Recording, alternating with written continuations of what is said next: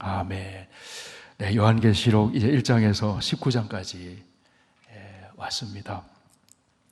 말씀은 복습하고 반복하고 또 계속해서 볼 때 그것이 마음판에 새겨지고 그것이 우리를 주님께 뿌리를 내리게 만들어 줍니다.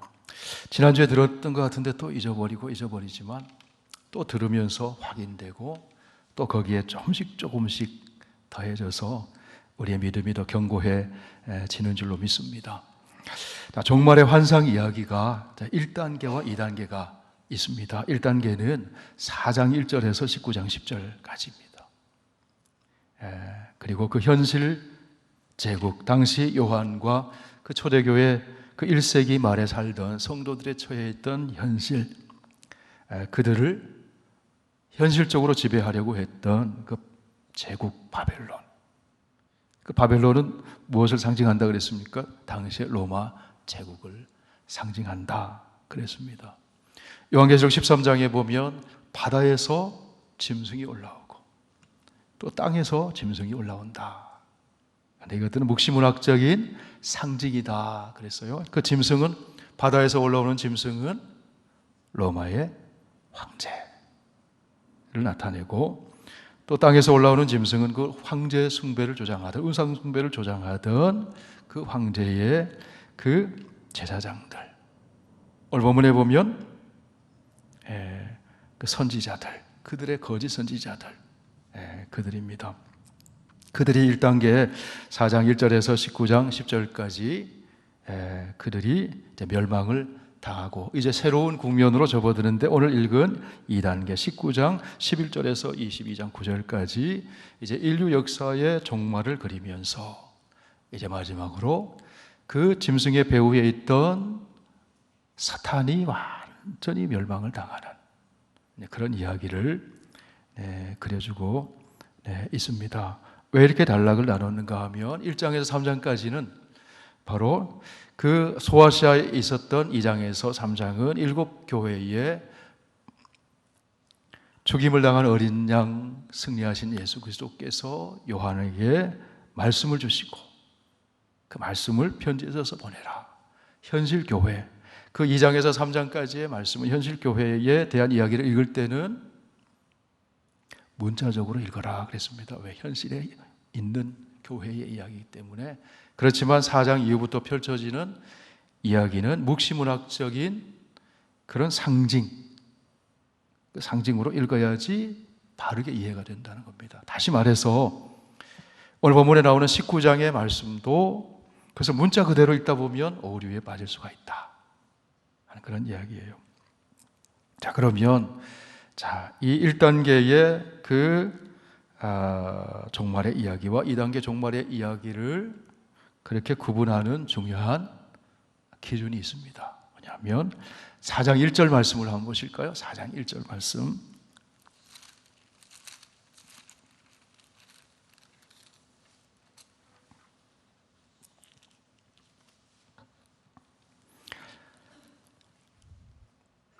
네, 4장 1절 2절 우리 같이 한번 읽습니다. 이 일 후에 내가 보니 하늘에 열린 문이 있는데 내가 들은 바 처음에 내게 말하던 나팔 소리 같은 그 음성이 이르되 이리로 올라오라. 이후에 마땅히 일어날 일들을 내가 내게 보리라 하시더라.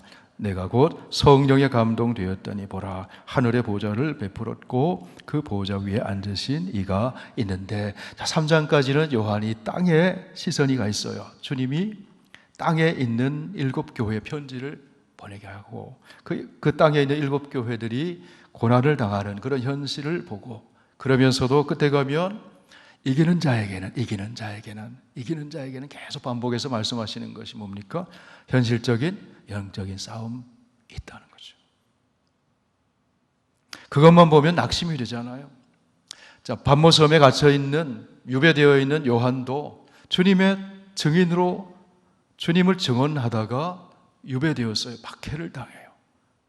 고난의 상황 속에 있습니다. 그런데 그 요한에게 이제 환상을 보게 하시는데 하늘문이 열리고 하나님의 보좌가 보이는 거죠. 진짜 통치하시는 분은 누구시라고요? 하나님이시라는 거예요. 보좌 주위에 12 장로들이 둘러 있고, 그 다음에 네 짐승들이 둘러서 하나님을 찬양해요. 거룩하다 거룩하다 거룩하다 주 하나님 전능하신 이여, 전에도 계셨고 이제도 계시고 장차 오시는 이시라. 그러면서 찬양을 부릅니다. 12장로는 모든 구원받은 성도를 대표하는 것이고, 내 생물은 모든 피조물을 대표하는 것이고, 그들이 하나님을 찬양해요. 그리고 하나님께 온전한 영광을 돌립니다. 4장 11절을 보실까요? 우리 주 하나님이여 영광과 존귀와 권능을 받으시는 것이 합당하오니. 로마의 황제가 주님이 아니라는 거예요. 누가 주님이에요? 보좌에 앉으신 하나님이 정말 주님이시다. 그분이 영광과 존귀와 권능을 받으시기에 합당하신 분입니다. 왜 그렇습니까? 주께서 만물을 지으신 분이십니다. 만물이 주의 뜻대로 있었고 또 지으심을 받았습니다. 자, 여기가 첫 번째 단계의 그 종말 환상 이야기가 4장부터 시작이 돼요. 그런데 그 시작이 하늘 문이 열리고 하늘의 광경을 보는 거예요. 보좌를 보았습니다.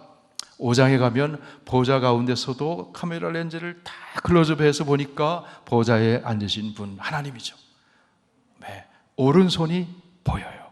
그런데 오른손에 뭐가 있어요? 두루마리가 있는 거죠.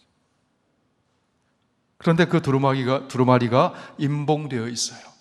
그런데 이 임봉되어 있는 두루마리에 인을 떼실 분이 누구냐고, 누가 합당하냐고. 그런데 누가 합당합니까? 죽임을 당하신 어린 양이 인을 떼기에 합당하시다. 그래서 이제 이 요한계시록의 서사의 이야기가 중심 줄거리가 전개가 되는 거죠. 자, 일곱째 인, 7인을 하나씩 떼니까 이제 심판이 임하는 겁니다. 그리고 7째 인을 떼니까 이제는 나팔 재앙이 임하게 되죠. 기억나시죠? 그리고 나팔 재앙, 4가지 재앙을 하다가 잠시 멈춰요. 그리고 화가 있으리로다. 그것이 마치 전체 산을 가다가 이정표와 같은 것이다. 그래서요, 중간중간 안 그러면 길을 놓쳐요. 자, 복습하는 겁니다. 자, 8장 14절, 13절 말씀을 보시면 같이 읽어보실까요? 시작. 내가 또 보고 들으니 공중에 날아가는 독수리가 큰 소리로 이르되 땅에 사는 자들에게 화가 있으리니 이는 새 천사들이 불어야 할 나팔 소리가 남아 있음이로다. 자, 나팔 불면 천사들이 나팔 불면 재앙이 하나씩 임했는데 4번째까지 임했어요. 지나갔어요. 그죠? 그런데 7 나팔이니까 화가 남아있다는 거죠. 그래서 5째 나팔, 6째 나팔, 7째 나팔이 재앙이 남아 있어요.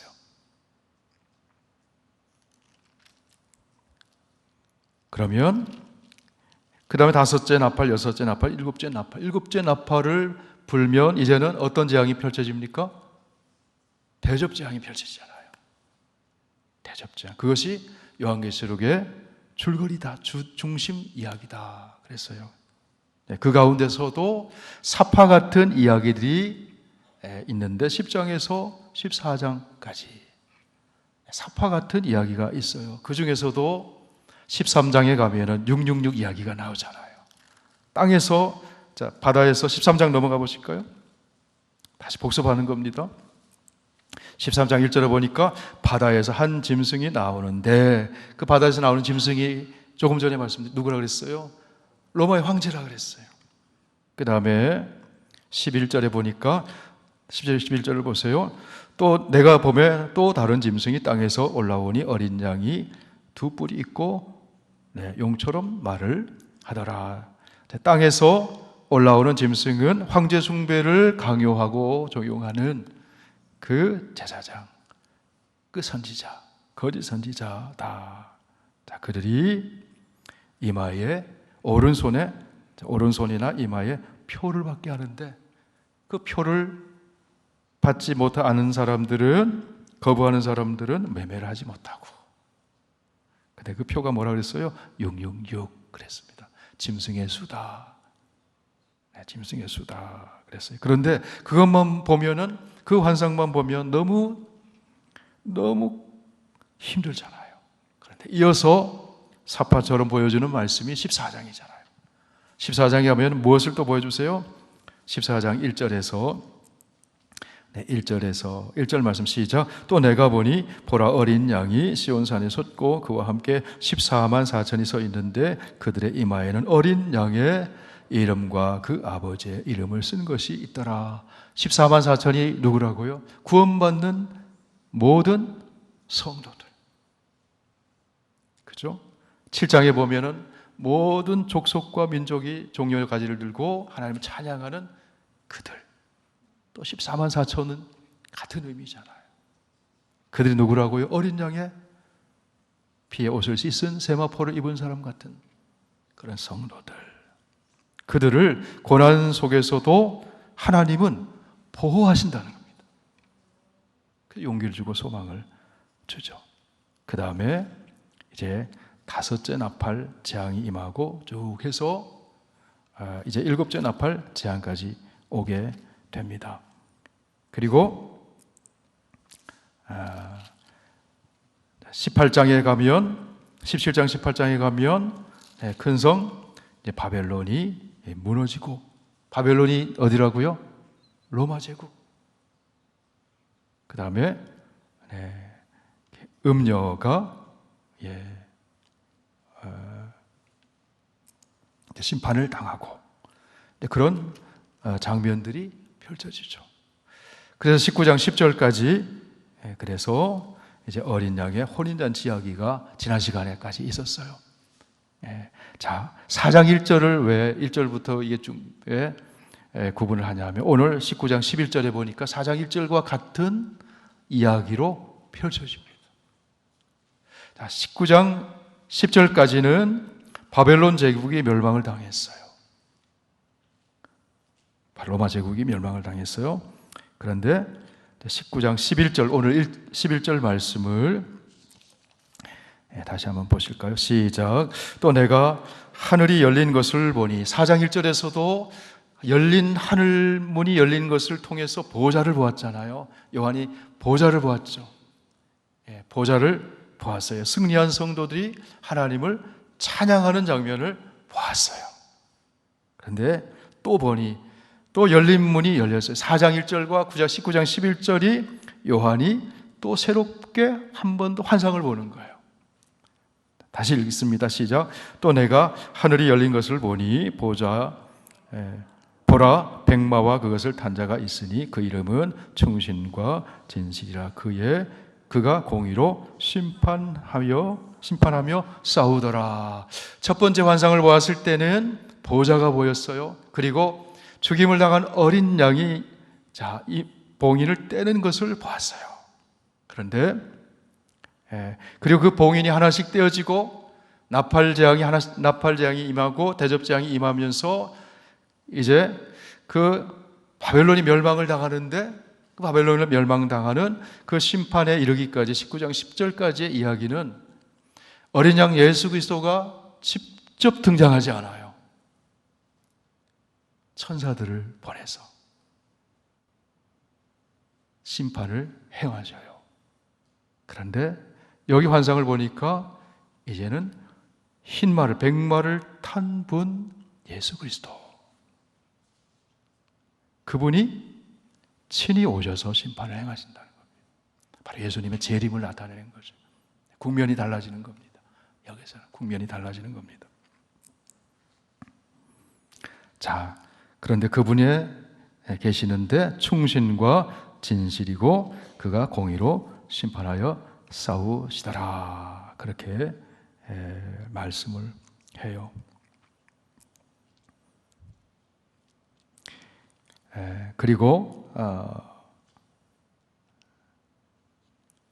12절 말씀을 한번 보실까요?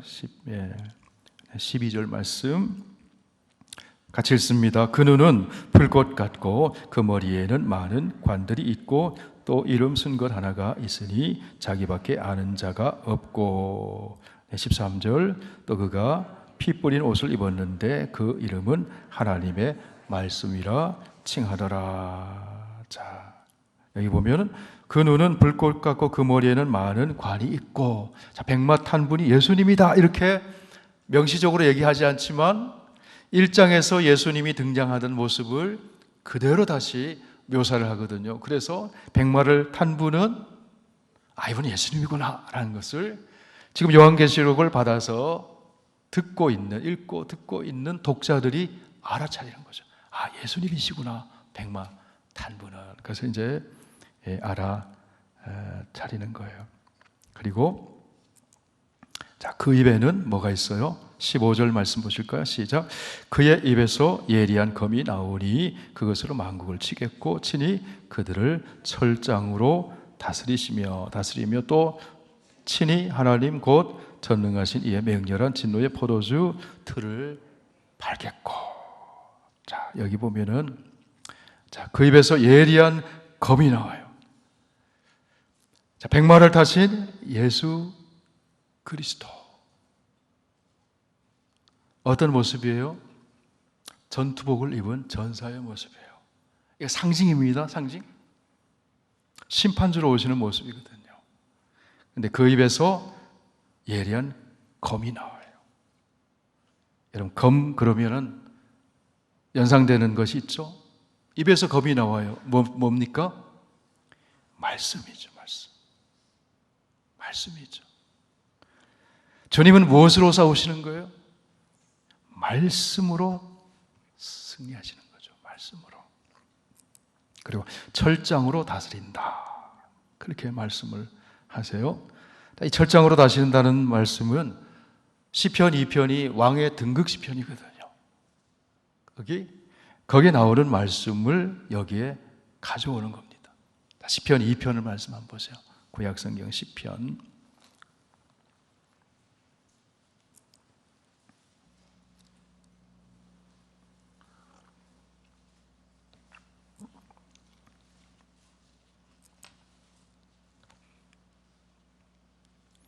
네, 2편 7절에서 9절까지 함께 읽습니다. 시작. 내가 여호와의 명령을 전하노라. 여호와께서 내게 이르시되 너는 내 아들이라. 오늘 내가 너를 낳았도다. 이 말씀이 예수님 세례 받을 때 하늘에서 들리는 말씀이잖아요. 너는 내 아들이라. 그죠? 그 다음에 8절. 내게 구하라. 내가 이방 나라를 내 유업으로 주리니 내 소유가 땅끝까지 이르리라. 내가 철장으로 그들을 깨뜨리며 질그릇같이 부수리라 하시도다. 바로 왕이 등극하는, 바로 오시는 그리스도를 나타내는 그런 시편의 말씀이에요. 여기 보면은 철장으로 깨뜨린다. 철장으로 깨뜨린다. 철장이 뭔가요? 이 장은 지팡이 장이에요. 철로 된 지팡이. 철로 된 지팡이로 깨뜨린다. 그런데 이 지팡이, 철로 된 철장으로 깨뜨린다. 이 지팡이는 목자가 양을 보호할 때 쓰는 거거든요. 목자가 양을 보호할 때 쓰는 거거든요. 그리고 지팡이는 선제 공격용이 아닙니다. 짐승이 공격해 올 때 양을 보호하기 위해서 방어용 무기거든요. 다시 말해서 어린 양 예수 그리스도 주님은 폭력을 앞세우는 분이 아니라는 겁니다. 폭력을 앞세우는 분이 아니라는 겁니다. 자, 여기 보면은 자, 14절 말씀을 보세요. 14절 다시 한번 보세요. 하늘에 있는 군대들이 희고 깨끗한 세마포 옷을 입고 백마를 타고 그를 따르더라 그랬습니다. 하늘에 있는 군대들이 무엇을 입었어요? 완전 군장을 하고 백마를 탔어요? 아니에요. 세마포 옷을 입었어요. 무장한 게 아니에요. 바로 하늘에 있는 군대들, 따르는 그들이 누굽니까? 성도죠. 깨끗한 세마포 옷을 입은 성도죠.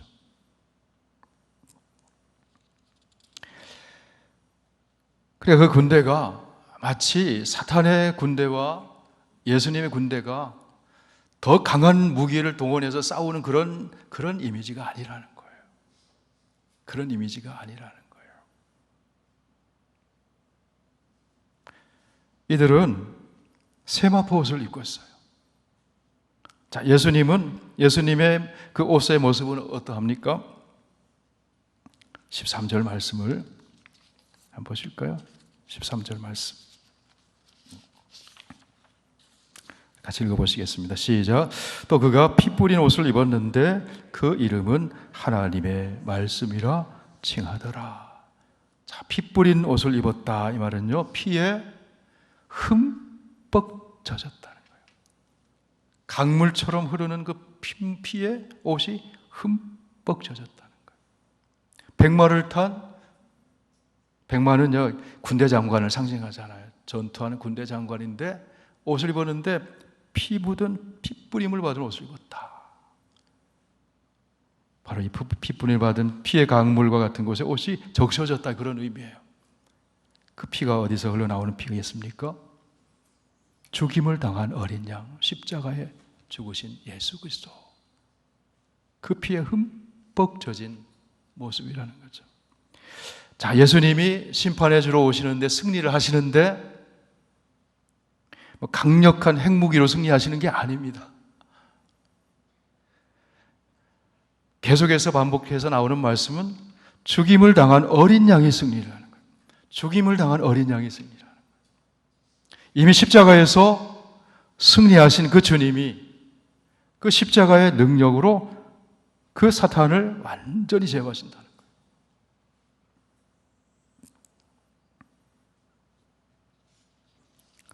그리고 하늘에 있는 군대들, 바로 그들도 희고 깨끗한 세마포 옷을 입고 바로 예수 그리스도를 뒤따라간다는 거죠.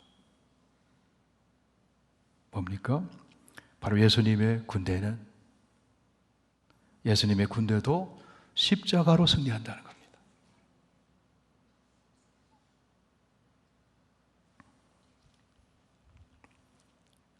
근데 여기를 말씀을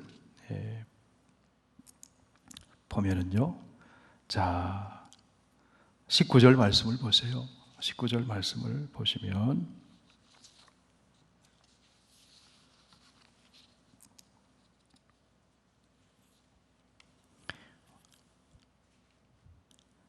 네, 19절 같이 읽어보실까요? 시작. 또 내가 보매 그 짐승과 땅의 임금들과 그의 군대들이 모여 그 말탄 자와 그의 군대와 더불어 전쟁을 일으키다가, 자 여기 짐승과 땅의 임금들과 그들의 군대들, 사탄의 하수인들, 짐승, 사탄의 그 무리들, 짐승들, 그들이 바로 어린 양 예수 그리스도에게 전쟁을 일으키다가, 자, 그 다음 장면을 보세요. 20절, 짐승이 잡히고, 자, 여기 말씀을 잘 관찰하셔야 돼요. 전쟁을 일으키다가, 자, 맹렬한 전투가 있었어요? 없었어요. 싸워보지도 못하고 사로잡히는 거예요. 다시 말해서 이들은 어린 양 예수 그리스도에게 상대가 안 된다는 거죠. 상대가 안 된다는 거죠. 그냥 잡히는 거예요. 예수 그리스도의 무기는 뭡니까? 십자가에 피 묻은, 피로 적셔진 의의 옷, 그리고 입에서 나오는 말씀의 검으로 뭣도 모르고 덤벼오는 저들이 순식간에 사로잡히는 거예요. 마귀를 대적하라, 그리하면 너희를 피하리라. 강한 것 같은데 강하지 못해요. 말씀의 검이 있으면 승리하는 겁니다. 그런데 예수님의 모습을 또 이렇게 그려주고 있죠. 10절 말씀을 보세요. 10절 말씀. 10절 같이 봅니다. 16절 말씀 시작. 그 옷과 그 다리에 이름을 쓴 것이 있으니 만왕의 왕이요 만주의 주라 하였더라. 자, 백마를 탄 예수 그리스도, 백마를 탄, 말을 탔는데 그 다리에 이름이 있어요. 다리에 이름이 써 있는데 만왕의 왕이요 만주의 주다. 왜 다리에? 가장 잘 보이는 곳에 써 있다는 거예요. 뭡니까? 로마의 황제가 또는 땅을, 그 황제라 그 짐승들을 배후에서 조종하는 그 사탄이나 짐승이 만왕의 왕이나 만주의 주가 아니라 피에 흠뻑 적셔진 옷을 입고 백마를 타고 오시는 그분이 어린 양 예수 그리스도, 그분이 만왕의 왕 만주의 주시라. 그분에게 모여서 덤비다가 힘도 못 써보고 그냥 사로잡히는 거예요. 사로잡히는 거예요. 그 얘기입니다. 지금 마치 세대주의자들의 성경 해석이 좀 문제가 있어요. 아마겟돈 전쟁에서 마치 그 현실적인 문자적으로 이해를 하다 보면은 천년왕국이라든지 요한계시록 상징을 문자적으로 해석하다 보면 어떤 오류가 생기냐 하면 성경 전체로 봤을 때 충돌하고 불일치하는 부분들이 생겨요. 강력한, 그래서 세대주의자들이 이스라엘의 주변국과 싸움이나 미국과 중동의 싸움이나 그 전쟁을 마치 아마겟돈의 아주 최후의 심판의 전쟁처럼 그런 쪽으로 해석하고 몰아가는 경향들이 있어요. 그때마다. 그러다 보면 핵무기 경쟁이라든지 그런 전쟁들을 정당화시킬 수가 있다는 거예요. 그런데 하나님은 성경의 하나님, 폭력의 하나님이 아니에요. 심판의 하나님이시지만 폭력에 정당화하시는 하나님은 아니시다. 이 요한계시록에서 전해주는 분명한 메시지는 뭐냐면 그런 상징을 통해서 사탄과 그 추종자들은 완전히 심판을 당한다, 이 메시지를 전해주는 거죠. 이 천년이 그냥 우리가 생각하는 천년, 그렇게 하면 오류가 생깁니다. 출애굽기 20장 6절에 보면 이런 말씀이 나오죠. 나를 사랑하고 계명을 지키는 자에게는 1000대까지 은혜를 베푸느니라. 1000대까지 은혜를 베푸는 거 맞습니까? 맞죠? 근데 이 말씀을 그러면 1001대에 가서는 은혜를 안 베푸시는가요? 1001대에 가면 끝입니까? 이 말씀은 뭐예요? 무한대의 은혜를 주신다. 1000년이라는 기간도 딱 문자적인 1000년이라는 의미가 아니라는 뜻이에요. 거기서 주시는 분명한 메시지는 사탄은 완전히 하나님이 심판하신다. 그거를 전해주는 이야기라고요.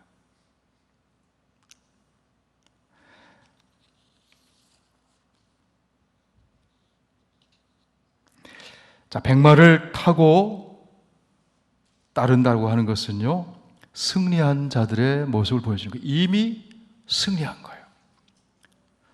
피에 뿌려진 옷을 입었다는 것은 십자가에서 이미 승리하신 거예요. 그 십자가에서 이미 승리하신 그 예수 그리스도께서 또 마지막 사탄의 최후의 마지막을 그대로 완전히 멸망하심으로 승리하신다는 거예요. 말씀의 검과 함께 승리하신다는 거예요.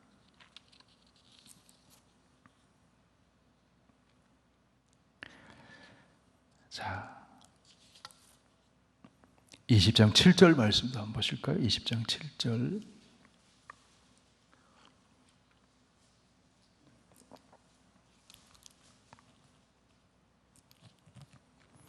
(20장 7절에서) 10절까지 말씀을 우리 함께 읽어보시겠습니다. 시작.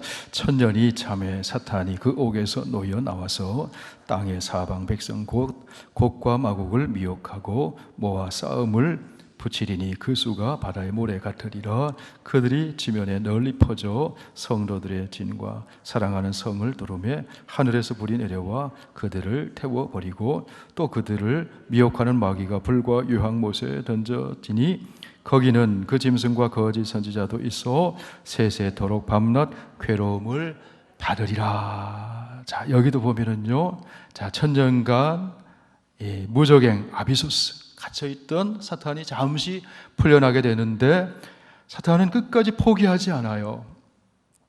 회개하지 않아요.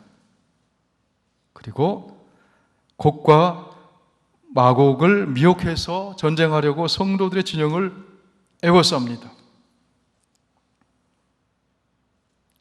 그래서 일전을 치르려고 애워쌉니다. 그런데 보세요. 전쟁이 있었습니까? 9절 말씀 다시 보세요. 그들이 지면에 널리 퍼져 성도들의 진과 사랑하는 성을 두르매 하늘에서 불이 내려와 그들을 태워버리고. 무슨 말씀이에요? 싸워보지도 못하고 불태워졌다는 거예요.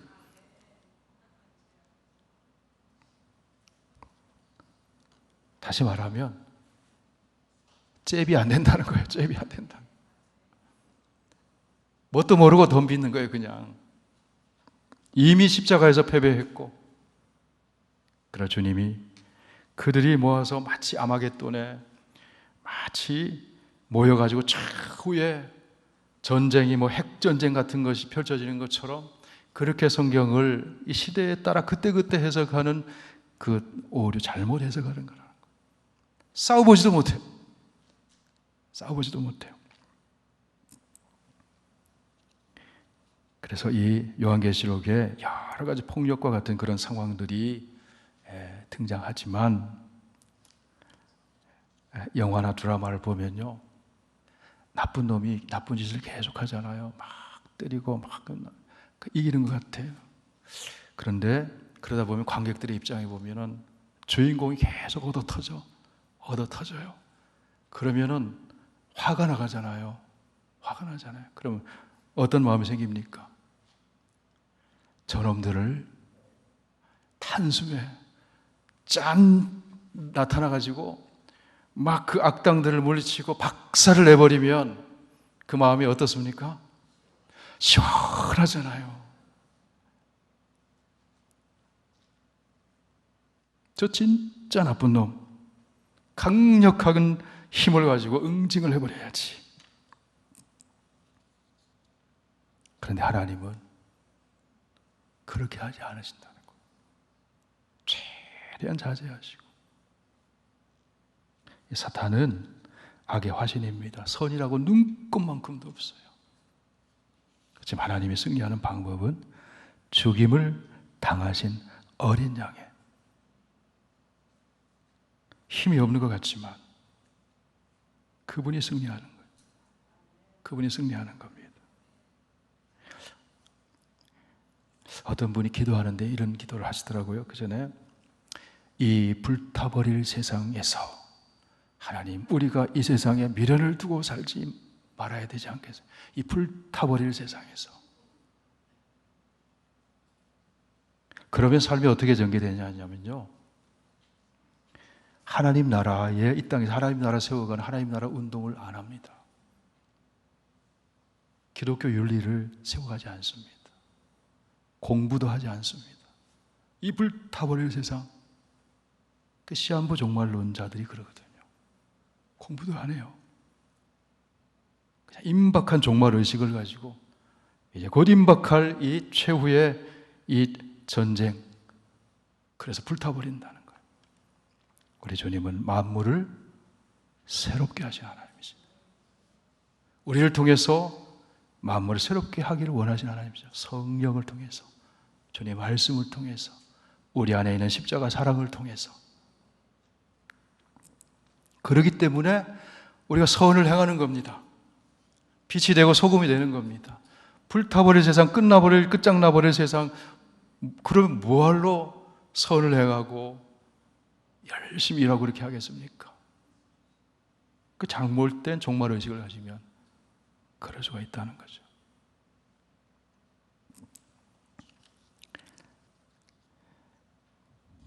자, 오늘 말씀을 보시면은, 자, 요한이 하늘에 열린 것을 보았는데, 첫 번째는 보호자를 보았잖아요, 4장에서. 근데 여기서는 백마를 타신 분을 보았는데, 피에 흠뻑 젖은 옷을 입고 다리에는 자, 만왕의 왕이요 만주의 주라고 하는 이름이 선명하게 써 있어서, 처음에 예수님이 십자가 지기 위해서 예루살렘 들어가실 때에는 힘없는 어린 나귀를 타고 들어가셨죠. 그리고 사람들에게 알려지지 않게 들어가셨어요. 그러나 이제 심판의 주로 다시 오실 때는 만왕의 왕 만주의 주로 모든 사람이 이분이 만왕의 왕 만주의 주라는 것을 알게끔 공개적으로 그렇게 오셔서 철장을 가지고 깨뜨리신다. 자, 20절, 19절,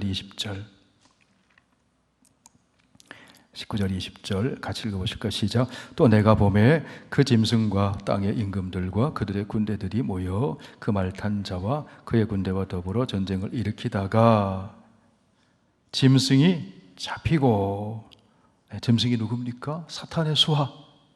누구예요? 로마의 황제라 그랬죠. 바다에서 올라온 짐승이라 그랬죠. 13장에서 잡히고 그 앞에서 표적을 행하던 거짓 선지자, 땅에서 올라오는 짐승이라 그랬죠. 로마 황제 숭배를 조장하는 제사장들, 거짓 선지자들, 그들이 표적도 행한다 이거예요. 그들이 함께 잡히고 이들이 함께 합세해서 어린 양 예수 그리스도에게 도전하다가 그냥 잡혀버렸어요. 심판을 그냥 당하는 거죠. 이는 짐승의 표를 받고 그에게 그의 우상에 경배하던 자들을, 어디 나오는 말씀이에요? 13장에 나오는 말씀이죠. 그죠? 짐승의 표를 받고 그 표적으로 미혹된 자들, 짐승에게 우상, 황제 숭배에 경배하던 그들 자들, 미혹하던 자들이더라. 그 거짓 선지자가 이들이 산채로 유황불 붙는 못에 던져지고 심판을 당하고, 그 다음에 20절 말씀, 21절 말씀. 그 나머지는 말탄 자의 입으로부터 나오는 검의 죽음에, 입으로부터 나오는 검, 성령의 검, 하나님의 말씀의 검으로부터 죽음의 모든 새가 그의 살로 배불리더라. 자, 하나님은 가급적이면 손 안 대시고 사탄을 심판하시는, 그리고 악은요 자중신안이 일어납니다. 그래서 자기 스스로 자기들끼리 치고받고 싸워요. 그래서 멸망을 당합니다. 자, 지난 시간 또 오늘 이제 다음 시간에 또 이어집니다만, 바로 예수 그리스도 주님은 심판에 저로 오셔서 사탄과 그 모든 세력들을 다 심판하시고, 그 심판의 그 동전의 양면처럼 반대는 고난당하는 모든 성도들은 구원하시고 함께 말탄 자의 그 뒤를 백마탄 자를 타고 함께 승리 행진을 하게 하신다. 그 얘기를 우리에게 전해주고 있습니다. 승리는 주님의 십자가에 있습니다. 그리고 십자가의 뒤를 따라갈 때 진정한 승리가 있습니다. 선으로 악을 이길 때 진정한 승리가 있습니다. 그 성도의 길을 계속해서 믿음으로 걸어가는 우리 모두가 되기를 원합니다.